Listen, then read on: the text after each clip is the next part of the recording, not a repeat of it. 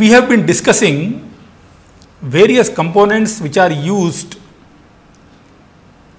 in optical communication system. We saw that for a wavelength division multiplex system, we require variety of components, and last time we investigated one of the components, which was the optical amplifier. So, we have seen that we require a background technology for WDM systems, and that is we require optical amplifiers, we require switches and couplers, we require fiber Bragg grating devices and so on. And last two lectures essentially we investigated the optical amplifiers, and in detail we saw one of the amplifiers, what is called the EDFA.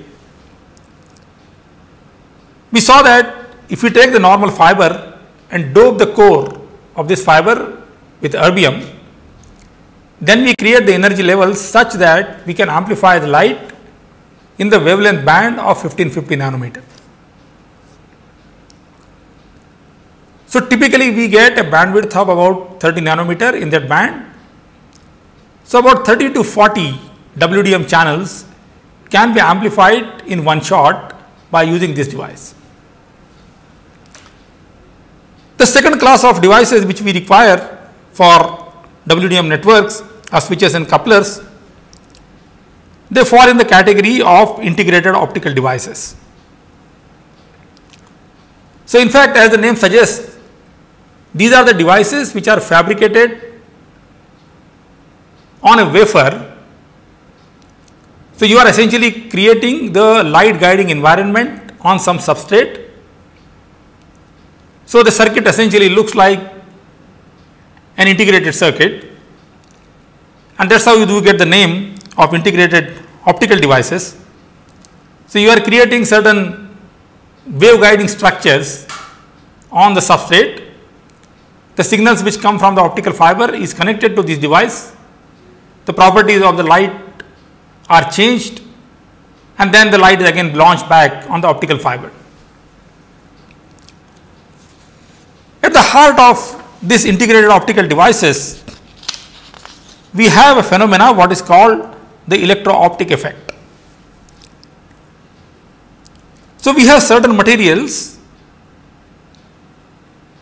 whose dielectric constant can be changed by application of electric or magnetic fields. So, if you consider a material which changes the dielectric constant when an electric field is applied across that, these materials are called the electro-optic materials, whereas if the properties are changed by application of the magnetic field, then we call those materials are the magneto-optic materials.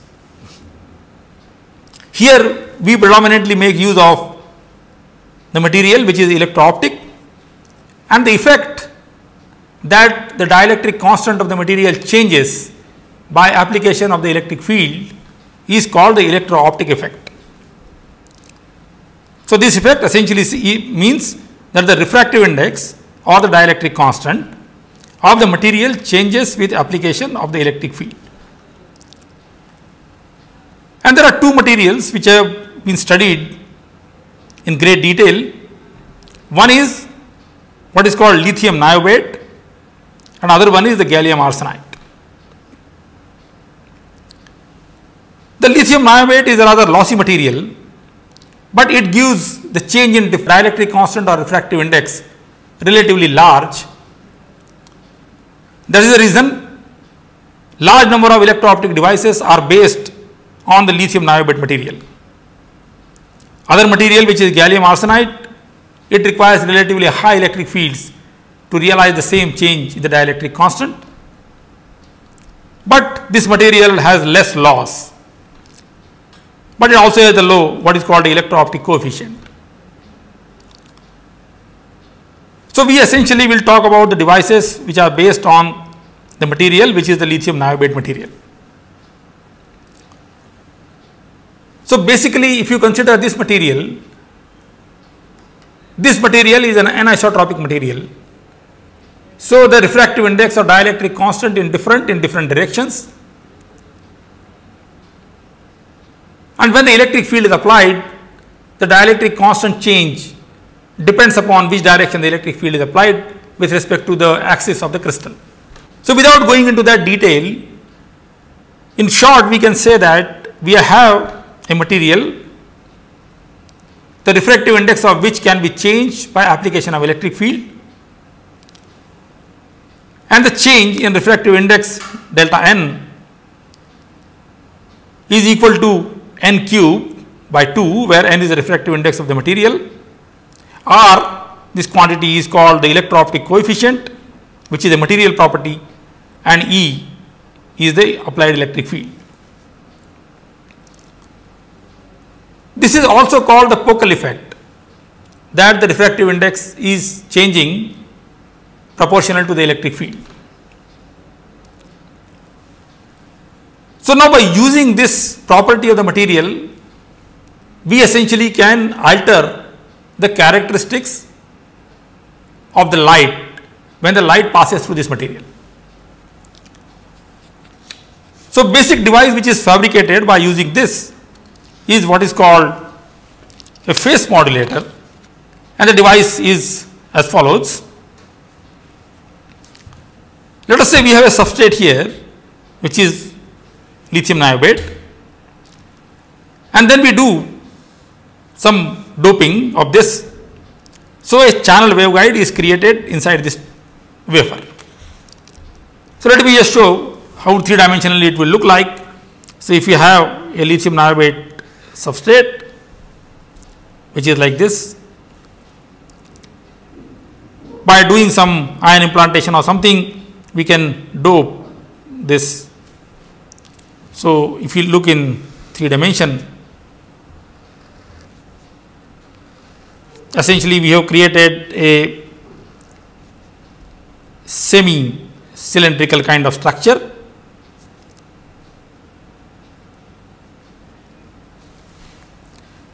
where refractive index of this region here along the length is relatively higher compared to the refractive index of this substrate. So, if you imagine like we had an optical fiber, and if we cut this optical fiber along the axis like half, that is the kind of structure essentially we have created here. So, here we have a refractive index of lithium niobate, here we have a refractive index which is little higher than the refractive index of lithium niobate, and above this we have air which has a refractive index 1. So, essentially this structure is capable of guiding light along this, because you have a higher refractive index in this region.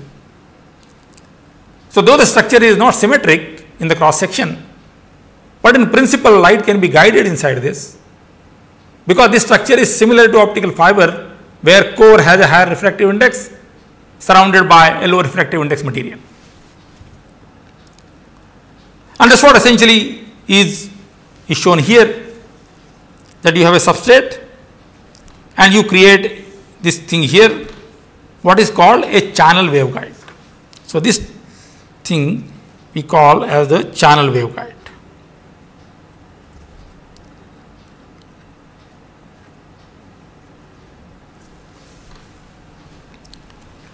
So, now what we do, we bring the optical fiber from this, connect to this. So, the light is brought from the optical fiber connected to this end, then on the other end of this device you collect the light from here, and the light will pass through this material, and because of that the phase of the light will change. And how much phase the light will change, that will depend upon the length of this channel waveguide, and will also depend upon the phase constant of light inside this waveguiding structure. So, once this device is fabricated, you have a fixed change of phase between the input of the light and the output of the light. What we want essentially is that a mechanism by which the phase of the light can be differentially changed by application of certain signals to this device, and that's where we want to make use of this effect, what is called the electro-optic effect. So, now let us say that around this channel waveguide, suppose we deposit some conducting layers and apply certain voltage to that. That voltage will create some electric field. That electric field will pass through this, and that electric field will change the refractive index of this material. If the refractive index changes, the phase constant of the light will change, and therefore we will have an additional phase change because of the change in the refractive index. So now you get the change in the phase of the light here, depending upon whether the field was present or field was not present. And that's what precisely is shown here, that you have this channel waveguide, and these are the metal coatings, what I call the electrodes. The light is input from this side, which is continuous wave. Light passes through this, and now we are applying now a signal to the electrodes, let us say in the form of some square wave.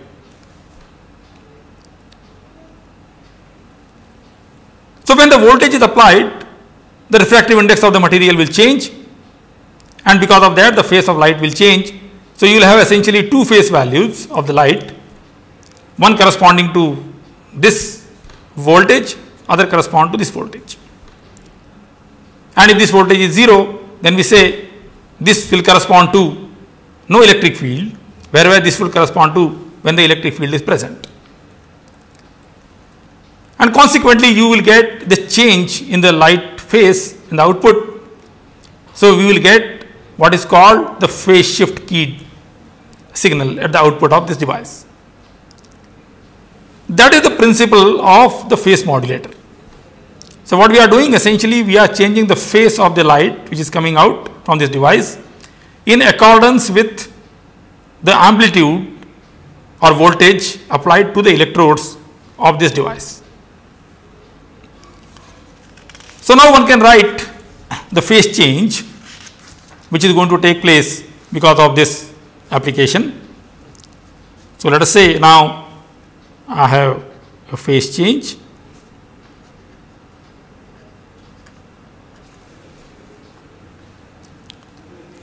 delta phi that is equal to the phase constant in free space, which is 2 pi by lambda, where lambda is the wavelength of the light, into change in refractive index, which is delta n, into the length of the channel waveguide.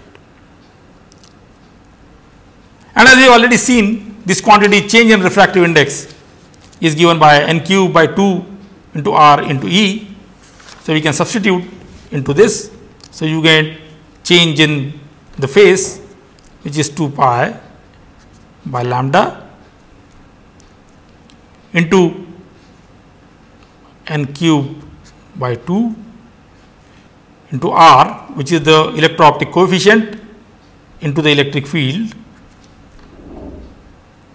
into the length of the device.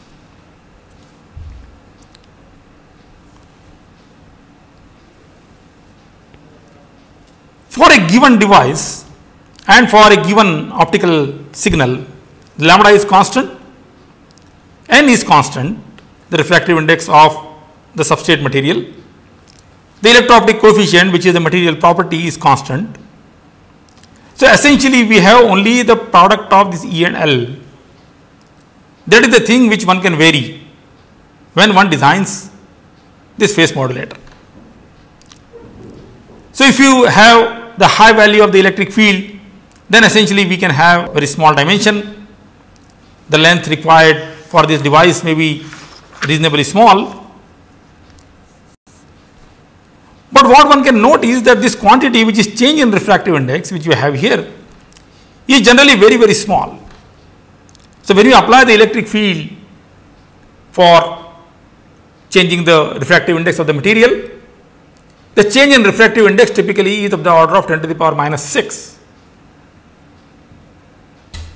So what that means is that to get a substantial phase change into the light, signal, we require a significant length for propagation of light. So, it is then immediately clear that since this quantity delta n is very, very small, you require a length which is typically of the order of about few millimeters to get a significant phase change in the light output. Also, we have to create certain mechanisms by which the electric field is large for the typical voltages which you can apply to these devices. So, let us say we are going to apply the signals typically of the order of about 10 to 15 volts. This V voltage is practically in the range of 10 to 15 volts. Then the electric field can be enhanced by essentially decreasing the separation between these electrodes. So, bringing the electrodes close to each other, the electric field can be enhanced and consequently the size of the device can be reduced. Nevertheless, the size of the device cannot be miniaturized to a great extent, and you will require at least few millimeter length for interaction to get a substantial phase change in the device. If we now want to create a signal here which is binary phase shift keyed signal, that means we want the phase change in the output corresponding to two levels, one 0 phase and one pi phase. One can essentially ask what is the voltage required to get the phase change which is equal to pi. So, let us say if the voltage difference between these two electrodes was V and the separation between them is D, the electric field can be approximately V by D. So, we can write this here, this is 2 pi by lambda n cube by 2 R electro-optic coefficient V by D into L.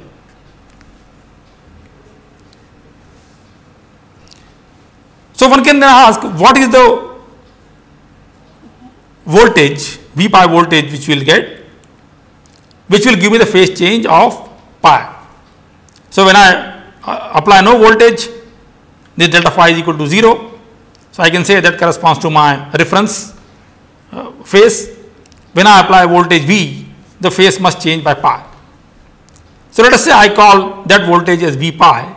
So, for delta phi equal to pi, we get V is equal to V pi. We can substitute into this and we get the V pi voltage which is equal to lambda upon n cube R to D upon L.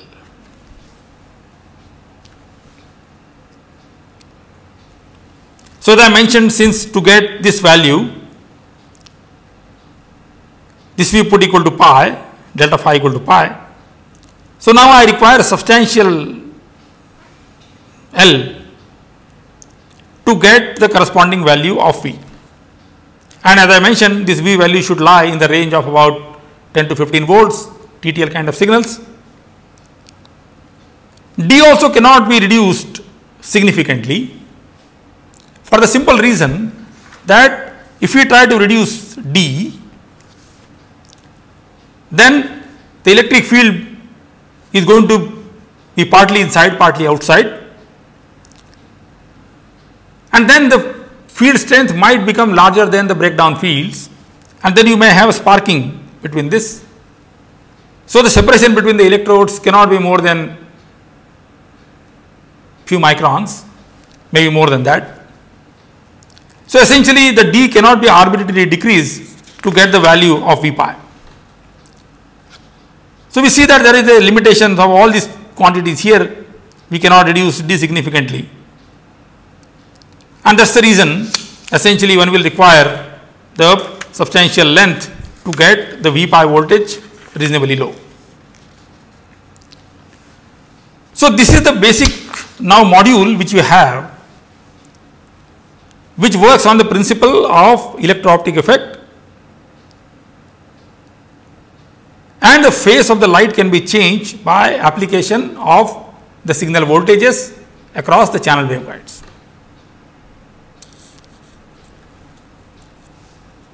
As the frequency of this signal increases, there are certain implementation problems for this. One is, if you have the electrodes which are of few millimeter size here, you have a substantial capacitance which is going to be there between these two, and when you connect this signal which is coming from some source, it has some internal resistance, impedance, and that resistance combined with this capacitance essentially has a time constant, and therefore this voltage cannot be switched at a very high speed because you have a RC time constant associated with this system. So you have a switching speed limitation for this. The improvement of this could be that one can treat this structure like a traveling wave structure. So one can have a situation where these are the electrodes, and these electrodes can be treated like a transmission line, and then you have a channel waveguide in which the light is traveling. So we can connect a signal between these, which is the signal which you want to apply, the voltage. And since we are having this voltage at reasonably high frequency, like few gigahertz, there will be a signal traveling on the structure with phase velocity, and the light will be traveling inside this in the channel waveguide. So now if I look at the structure edge on, essentially the structure looks like this. We have these electrodes which are here, where the voltage wave is going to travel, and we have a channel waveguide which is here where light is going to travel. So here is the light, and here is the voltage or E field.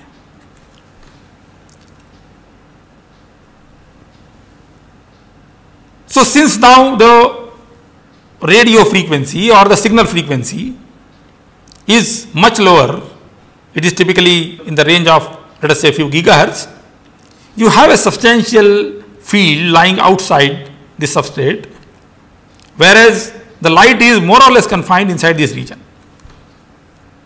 So as a result, what happens is the refractive index seen by the wave corresponding to this voltage is different than what refractive index the light sees, and consequently the phase velocity of the light signal inside the channel waveguide is quite different than the phase velocity of the voltage wave which is going to travel on the structure.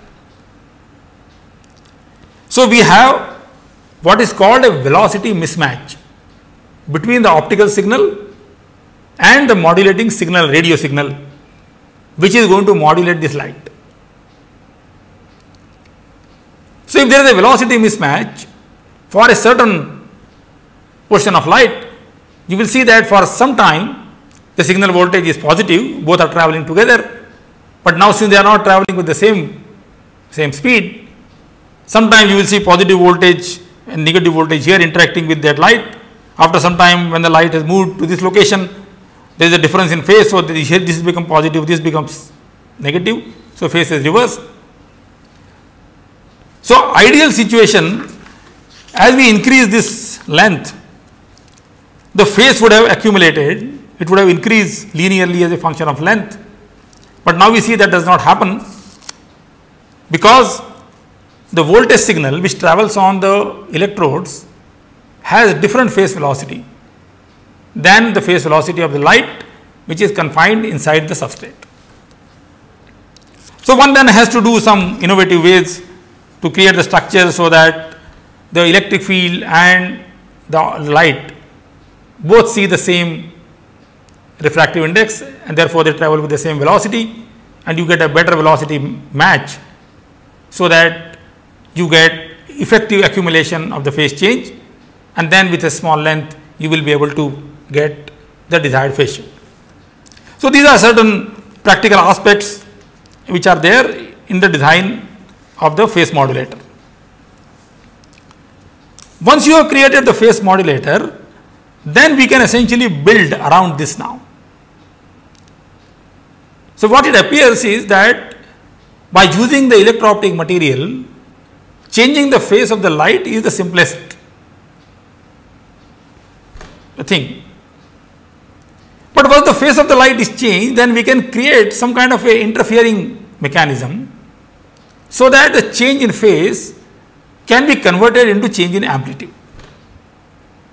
So though in principle we are having a device which generates the phase shift keying,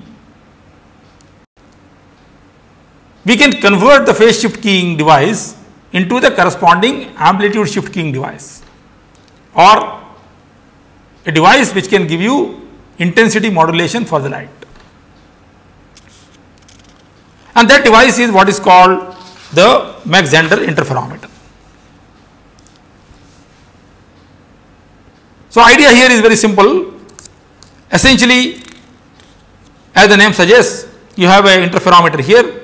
So you take the light, let the light go by two paths. One of the path is like a phase modulator. You change the phase. When the light is combined back, you have interference, and depending upon how much phase the light has gone in one of the arms, you will get the corresponding light output. So a basic Mach-Zehnder interferometer structure is as follows. You have the light coming in. You divide this light into two parts.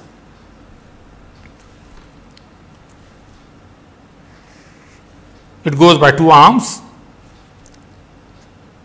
You combine this light back in this and you get the output. This is the device which is what is called the Mach-Zehnder interferometer. So what we are showing you here, we are showing here the plan on the lithium niobate. One of the things arm here is like a phase modulator. So you are having a substrate here which is lithium niobate, and on the lithium niobate you have created now the channel waveguiding structure which will look like that. So the light is brought here, you have a two-way power divider. So the light gets equally divided into these two parts. It propagates in these arms, and again it combines here with equal combiner, and you got the light out. Assuming that these two are exactly identical paths, when the light reaches here, it will reach in phase, and therefore whatever signal you are giving here, the whole signal will appear at this point. Let us now say that we put the electrodes around this.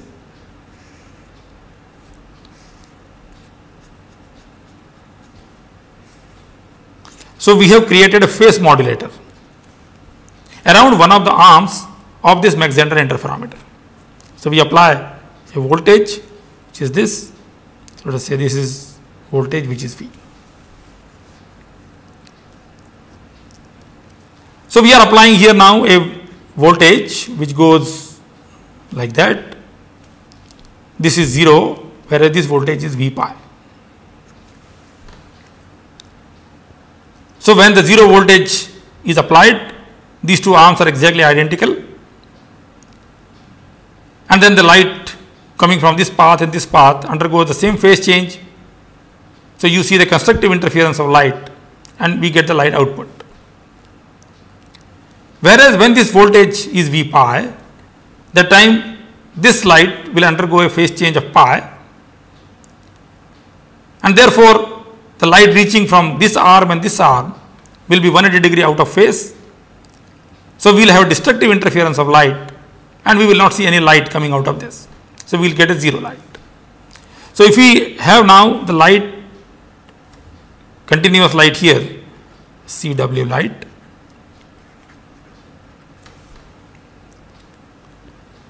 whenever we have a one level here which represents V pi, that time we will get the light output which will be 0.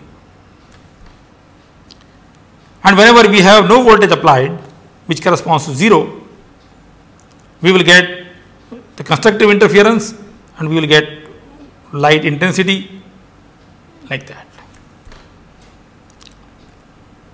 So if this was, you have transmitted a signal 1 and 0, then the output we will get essentially complement of that. There will be no light here, this will be 0, this will be 1. So essentially we will get here the intensity modulation of the light with inversion. So whenever the signal was 1, that time we get no light intensity. So we have essentially inversion which has taken place in this device. But otherwise, the amplitude modulation characteristics of the signal are transmitted to the optical signal. So you got light here which is intensity modulated. So what we are seeing now is that using the basic device which is this, we can build on this and then we can build the amplitude modulators. So by using the Mach-Zehnder interferometer geometry, we can create the amplitude shift keying or intensity modulation.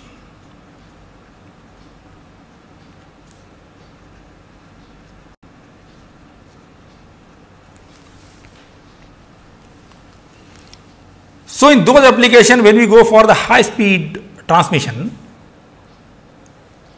normally we do not modulate the lasers directly. We have seen earlier that if you are using the low data rates, by changing the current of these devices, the light intensity can be appropriately changed. So when we talked about LED or when we talked about lasers, we saw that by changing the current of the laser or the LED, we can create the intensity modulation. However, that direct modulation is good when you are having the switching times which are long or when the data rates are not very high. If the data rates are very high, then directly switching the currents for the lasers on and off create deviation of the frequencies, which is not very good. So normally what we should do is, we should do the way normally the electrical engineers would do. In electrical engineering, when we create a modulation system, we never modulate the oscillators directly.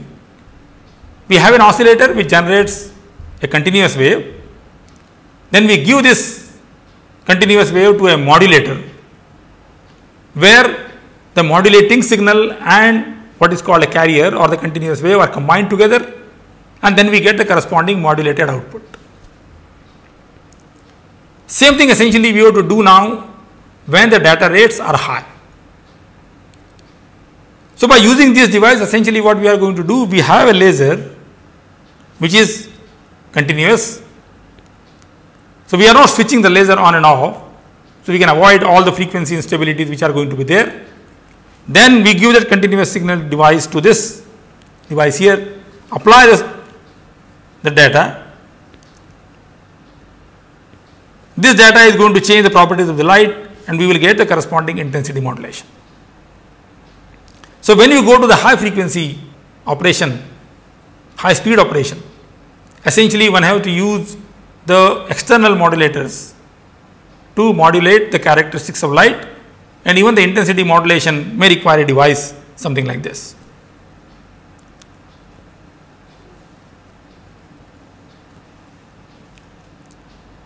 You can also create the amplitude modulation by another device which is very powerful, which is what is called the directional coupler. We will have a discussion on that little later. But let us see now that by using this integrated optical effect, electro-optic effect, we have created integrated optical devices which look like the integrated circuits and which can alter the characteristics of light, like it can create the phase modulation or it can create the amplitude modulation. The another component which we require in the WDM system are the couplers. So essentially you are having a light which is coming from somewhere and you want this light to get coupled to some other device, Or let us say if I have a light which is coming from somewhere and I want to distribute this light to various users, I require essentially a device which is like a power divider. So light will get divided into multiple paths and it can be distributed to various users. Or I can have n fibers coming, each one is carrying their own optical signals, and I want that all of them should be distributed to all the users which are there on the other side. These kind of operations are carried out by the device what are called the couplers. And there are two types of couplers. One is the simple fiber fuse couplers, which do not have great wavelength characteristics or some selectivity or something like that. And these are essentially used for distribution of light to various destinations. So here the idea is simple. We have large number of fibers. You simply take the fibers and twist them and fuse them, heat them with some flame, and slowly the cores of this fiber merge into each other, and you have created a common region here where all the signals essentially will be mixed together. So if the signals are coming at different wavelengths, all wavelengths essentially will get combined into one. And then from this common area again all the wavelengths now will get divided into all the users. So let us say if I have lambda 1, lambda 2, lambda 3, lambda 4 wavelengths, they all will get combined into this, and each one of the output would have a wavelength lambda 1, lambda 2, lambda 3, lambda 4. So what this coupler essentially has done it has combined the light which is coming at different wavelengths from different users and distributed each wavelength to each user on the other side. This is what is called a fuse star coupler. Schematically then one can show this device which will look something like this. You are having a star coupler here, and there are some n channels which are coming in, and the power essentially is distributed to all of them. But now since the same power is distributed to all the people, each channel essentially would receive 1/nth of a power. So in fact there is going to be a limitation of how many fibers you can fuse together, because you will require at least minimum power in each of these channels to get the proper detection of the signal. So you cannot arbitrarily increase the number of the input output for the star coupler. But the basic operation is same, that you have a set of fiber which are fused together and the light gets combined into this and again get redistributed to all the users. So in a typical passive distribution network of WDM system, we would need a device which will be like star couplers. The other class of device which is far more powerful than the simple fuse coupler would be what is called the directional coupler.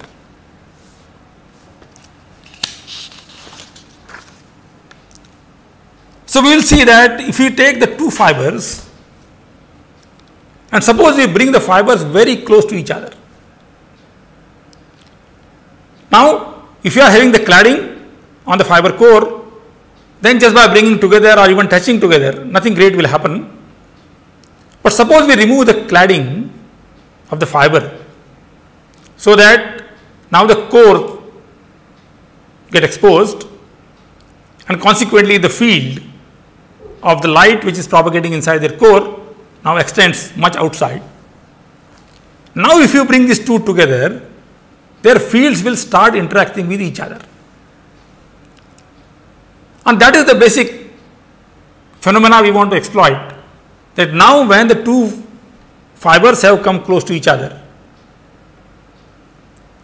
because of the interaction of the fields on these two fibers, some exchange of power can take place. That is the basic principle of the directional coupler.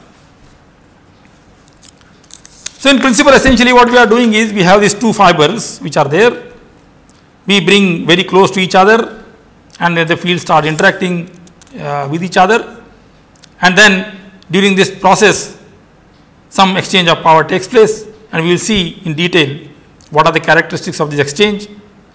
So we have a coupling region which will decide how much power gets coupled and how much power remains with the same fiber and so on. But essentially by bringing the two optical channels close to each other without actually making physical contact, just by the interaction of the evanescent field which are going to extend outside the cores, we can make the coupling of the power between two optical fibers. So schematically, let us say what we are saying. We are talking about essentially a configuration something like this. This is now like a channel waveguide. So we have a substrate and we have created now the two channel waveguides, one this, which are close to each other. So now we are not talking about optical fibers here, we are talking about integrated optical devices in which there are two channel waveguides which are sitting next to each other, and the optical energy is primarily confined to these channel waveguides, but you have an evanescent field which extends into the substrate. So we have these two waveguides here, A and B, let us say, which are channel waveguides, and we have these fields which are the modal fields corresponding to these two channel waveguides. Let us make the analysis for specific application. So just to make the analysis simple, let us assume that these two channel waveguides are identical. What that means is that their phase constant of these two are identical, the refractive index is identical, width is identical, everything is identical. And then let us say we excite one of these waveguides. So idea here is as follows. We have one channel waveguide, there is another channel waveguide which is next to it, and we excite this waveguide. When we excite this waveguide, it is going to generate the fields. So it will have a modal field distribution which will look like that, and as we have seen theoretically, this field extends up to infinity, which is the evanescent field. So if the second waveguide was not there, then this field will propagate along the structure in this with certain phase velocity. Now let us say we have another identical channel waveguide and we bring close to this waveguide without touching each other, just they are in the proximity of each other. As soon as you try to bring this waveguide close to this field which is extending theoretically up to infinity is now intercepted by this. So obviously this distribution cannot remain like this because now the boundary conditions are changed. So consequently some field will get induced inside this waveguide. But since this waveguide is a guiding structure and is identical to this, any arbitrary field cannot be excited inside this structure. What you can excite inside the structure again is a modal distribution. So essentially the field which can get excited inside this will be the modal distribution, which will be this, which will again extend theoretically up to infinity. Now this field distribution which you have here, this field distribution is created because of this. So if this one is moving with a phase velocity, even this field distribution will start moving. If it starts moving, essentially we have created now a wave which is going to move on this structure.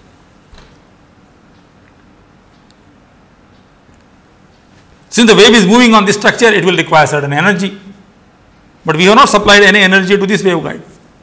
We supplied the energy to only this waveguide. So from where the energy would come? It has to be tapped from this source. So initially, although we excited this waveguide, just because of the coupling through these evanescent fields, which are extending much beyond this channel waveguide, the power will get coupled to this waveguide. And not only that, as this remains, the power will go on coupling to this waveguide, and the power on this will go on building, and the power on this one will go on reducing. So what we find something interesting now, that if you bring the two optical channels in the vicinity of each other, you can have an exchange of power from one channel waveguide to another waveguide. In fact, that will be true even for optical fiber. That if you bring two optical fiber cores very close to each other, there will be transfer of power from one core to another, even if there is no physical contact between the two cores. Now you recall, when we were talking about optical communication, we had said that optical communication is very secured. The information cannot be tapped. But all that is true if the evanescent fields of the optical signal which is going inside the optical fiber is not accessible. If the evanescent field becomes accessible, then you will have a coupling of these fields, and then the information can be tapped. So inside the optical fiber, when you are having a cladding around the core, normally the field becomes negligibly small by the time you come to the external boundary of the cladding, and that is the reason we do not have coupling of the signal. But if you remove the cladding from the optical fiber, then this field will get exposed, and then these fields can be tapped very easily. So the basic principle of directional coupler is this, that just by bringing the two channels in the proximity of each other, the evanescent field starts interacting with each other, and because of that you have exchange of power between the two waveguides. Let us now see physically how much exchange would take place between this, and this qualitatively one can argue as follows. So initially when we started, we have now a structure which looks like that. These are two channel waveguides. Instead of considering these two structures like two waveguides, we can say we have a structure, composite structure, for which the refractive index variation is this. This is what channel waveguide essentially does.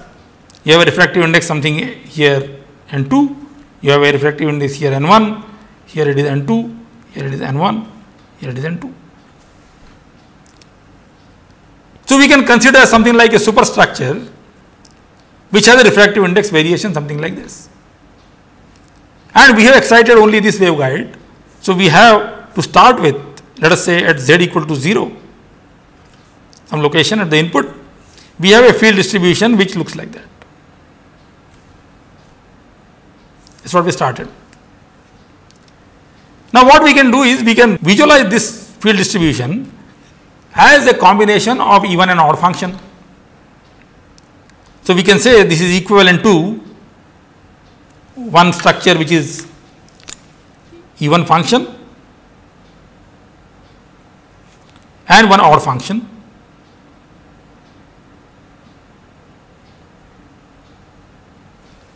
So this is the even function and this is the odd function. So at z equal to 0, this field distribution can be thought of as two field distribution, superposition of two field distribution, one is even, one is odd.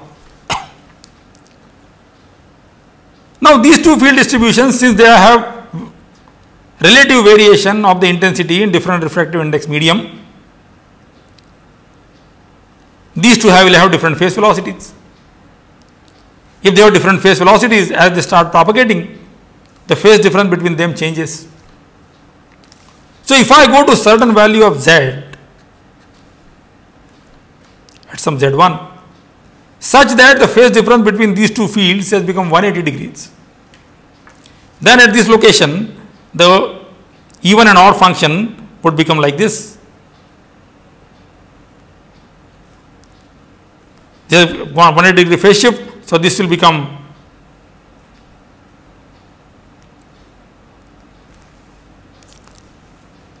so this is the even function and this is the odd function. But now the odd function is gone, phase change of 180 degrees with respect to this. As a result, these two will cancel and these two will add. So what we find is at z equal to 0, the power was here. But if I go to z equal to some z1 where the phase change is pi, the power distribution has become like that. It is here. And there is nothing here.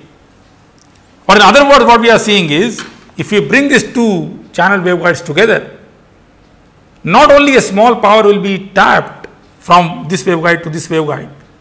In fact, after a certain distance, the entire power will shift to a second waveguide.